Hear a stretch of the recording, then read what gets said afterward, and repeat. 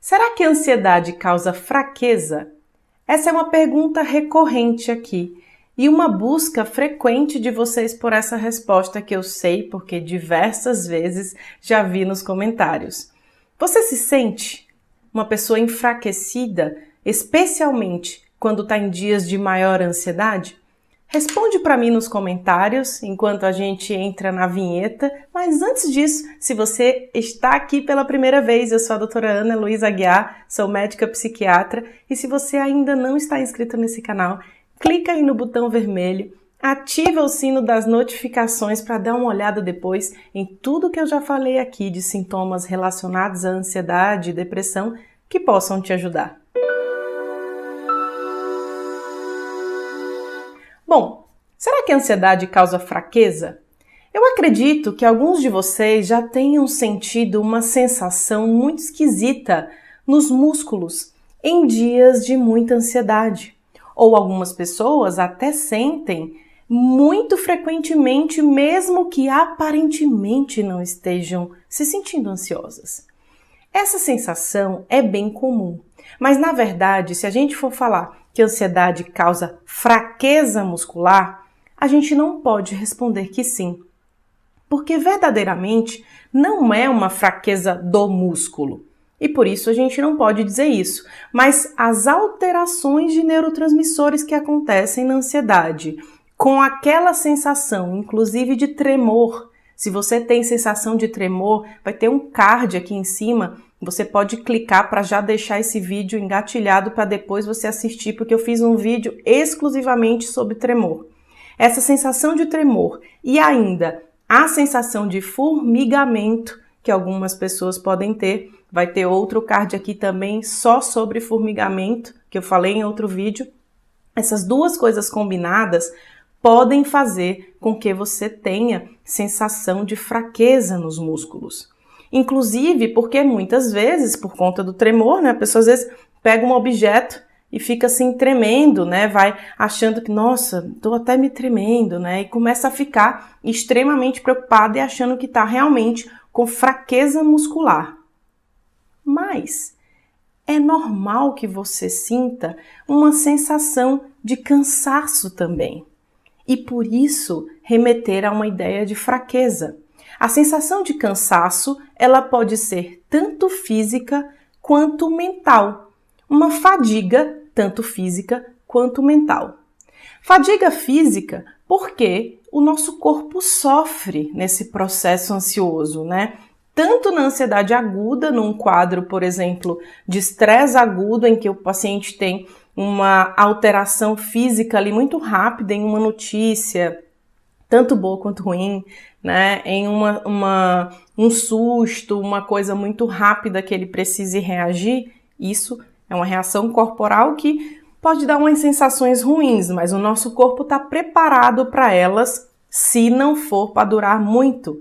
O que o nosso corpo não está preparado é para essa sensação direto. Há muito tempo. Há muitas semanas, meses e até em alguns casos anos, o corpo vai perdendo nutrientes, vai gastando aquilo que tem por um processo de adaptação. E aí a gente tem uma fadiga mental associada. E eu falei adaptação, mas a gente pode chamar de má adaptação ao processo de estresse para sobreviver.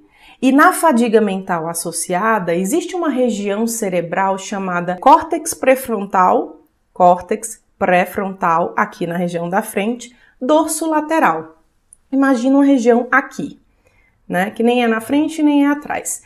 Essa região é muito comum entrar em esgotamento, em fadiga, com pessoas que estão há muito tempo em quadros ansiosos, em quadros de estresse, de forma geral. Essa região consome muita glicose e precisa de muita noradrenalina e dopamina, 2 neurotransmissores. Às vezes a gente pensa em noradrenalina só como aquela adrenalina que corre, nas nossas veias, no sistema simpático, que dá aquele medo quando está aumentado, ou vontade de correr, que é responsável, inclusive, pela palpitação da crise, pela falta de ar, tudo isso. Mas a noradrenalina é um neurotransmissor. E um neurotransmissor importante para disposição, foco, juntamente com a dopamina, na tomada de decisões, na atenção a algo que você está fazendo. E aí você já percebeu que, depois que você está há muito tempo com muita ansiedade, a capacidade de foco é reduzida e, consequentemente, a memória falha. Aí você vai fazer uma coisa que corriqueiramente você faz e dá o velho branco? Pois é, essa região que precisa de muita nutrição, por isso consome aí 18 a 22% da glicose, né, numa média de 20%, e que precisa de muita dopamina e nora, ela fica em fadiga, como se fosse esgotada, e por isso você não consegue nem fazer as coisas com muita proatividade e nem ser muito ágil no raciocínio, na tomada de decisões, naquilo que você precisa no seu dia a dia. Então você tem sim uma sensação de cansaço, tanto físico quanto mental, e as sensações físicas de tremor e de formigamento podem fazer com que você se sinta fraco, uma pessoa fraca. E por isso a ideia de que a ansiedade dá uma sensação de fraqueza. Mas eu queria deixar uma informação importante. Sensação de fraqueza, o fato das pessoas serem ansiosas é muito comum se relacionar tudo com ansiedade, né? Mas a gente tem que investigar sensações de fraqueza. Então, se você está há muito tempo se sentindo enfraquecido, cansado, é importante investigar anemia ferropriva. Não é porque você come carne que você pode não ter anemia ferropriva, porque a absorção é importante. Então, hemograma, ferritina, saturação de transferrina são exames importantes. Verificar dosagem de vitamina B12, é um exame que se faz também. Vitamina D, muito baixa, pode dar uma sensação de fraqueza. Dosagem de ácido fólico e homocisteína, que estão ligados diretamente à vitamina B12 também, é uma dosagem importante. Dosagem de TSH, T4 livre, T3 livre, os hormônios tiroidianos são também importantes para a verificação desse metabolismo quando se sente assim, tá? Outro exame, cortisol, né? O cortisol é aquele que vocês já me ouviram falar diversas vezes, o hormônio do estresse, mas que é muito importante para a gente ter gás, né? Para a gente ter energia para fazer as coisas do dia. O grande problema são os dois extremos, muito baixo ou muito alto, ambos geram sensações ruins, né, gera uma sensação de cansaço.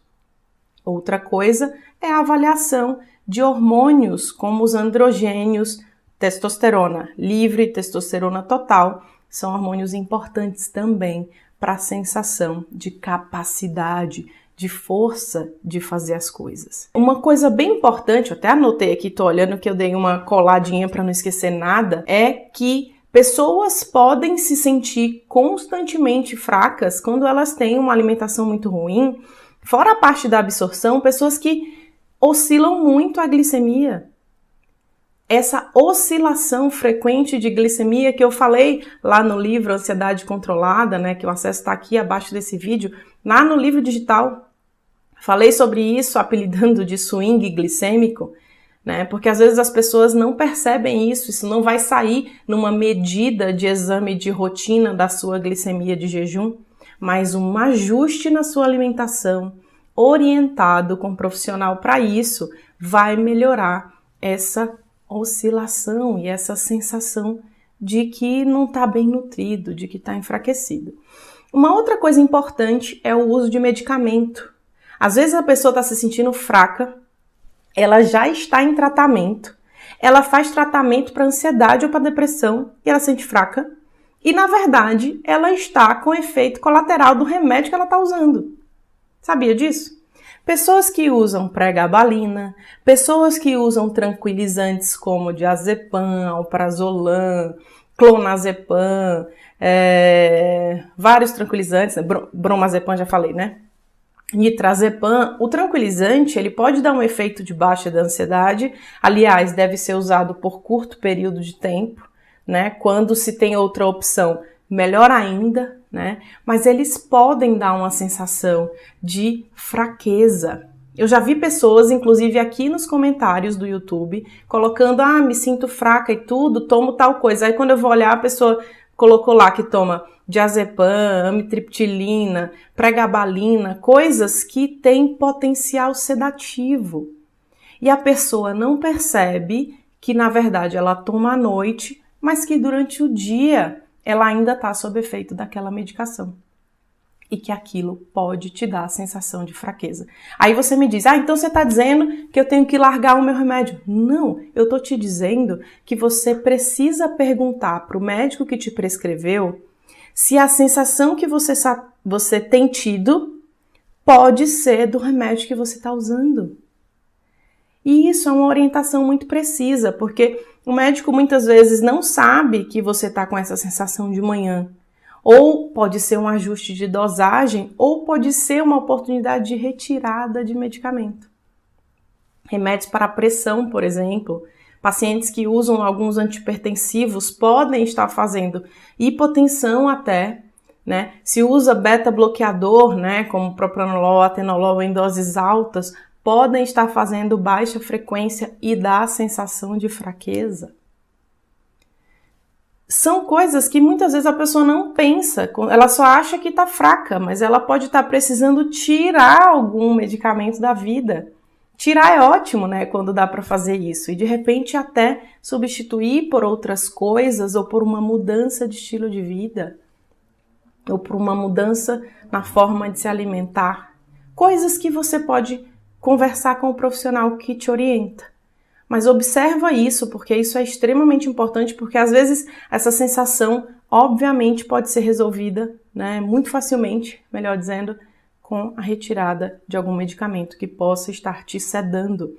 E qualquer antidepressivo pode causar isso, mesmo aqueles que normalmente não causam.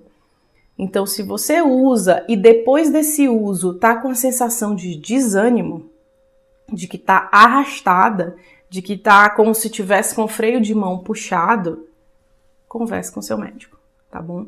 Porque isso pode ser um efeito colateral. Certo? Espero que esse vídeo tenha ajudado você, tenha esclarecido você sobre essa questão de ansiedade e fraqueza. Se você gostou, clica aí no curtir, ativa o sino das notificações para quando eu colocar um próximo vídeo, inscreva-se nesse canal e manda aí para quem você acha que esse vídeo pode ajudar, nos seus grupos de WhatsApp, para as pessoas que você acredita que vão se beneficiar com as informações aqui deste canal. E eu aguardo você no nosso próximo vídeo. Até lá!